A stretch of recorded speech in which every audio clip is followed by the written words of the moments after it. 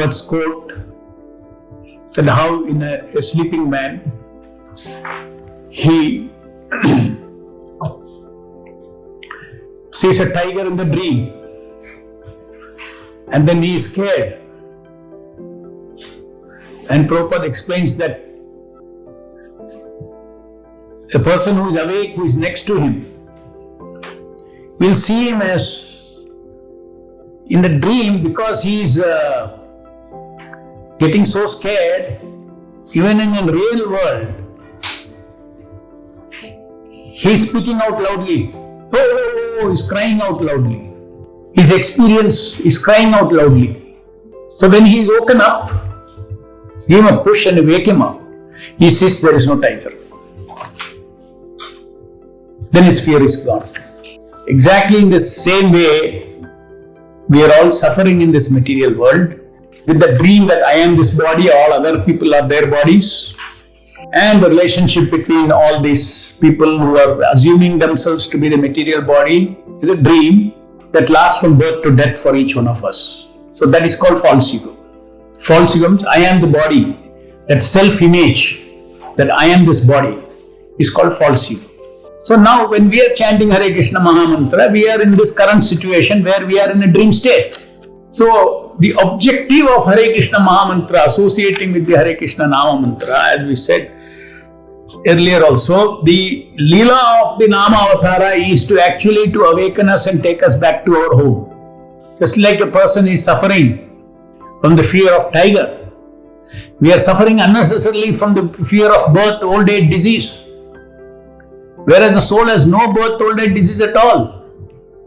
In the material world, we are suffering from the death of loved ones.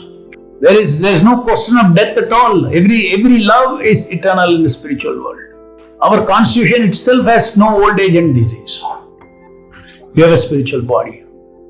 But before we awaken our spiritual body, we have to awaken our spiritual mind.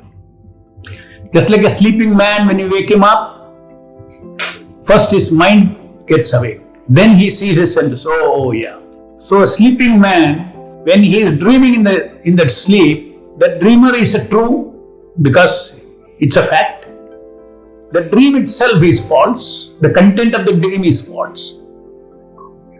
But the attention with which the dreamer is watching the dream is true. And the experience of sukha dukkha, experience of pain and pleasure.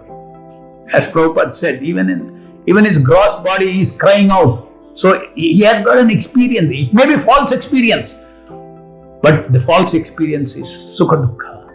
So ultimately the holy name will liberate us from this dualistic world of dualistic experience of sukha dukkha.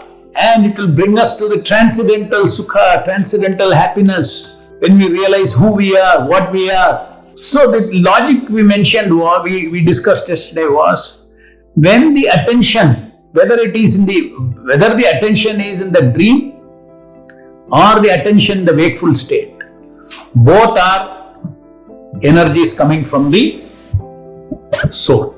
Both are soul energies. Body is matter. In this body, matter. But now you have an attention, you are hearing me. I have an attention with which I am speaking. I am doing and knowing my speaking. You are also knowing and maybe you are writing also, doing. All that requires attention.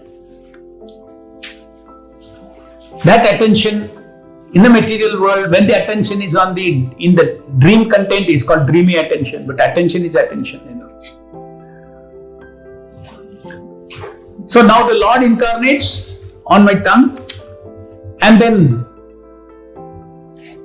He is the ocean of Satchidananda, potentially omnipotent ocean of Satchidananda, the ordinary vibration. Now when I hear with attention, my attention alone can touch spirit. My tongue can touch matter. My tongue cannot touch at this stage, cannot touch the Satchidananda experience in the tongue. But when I take that Shabda inside, to the attention,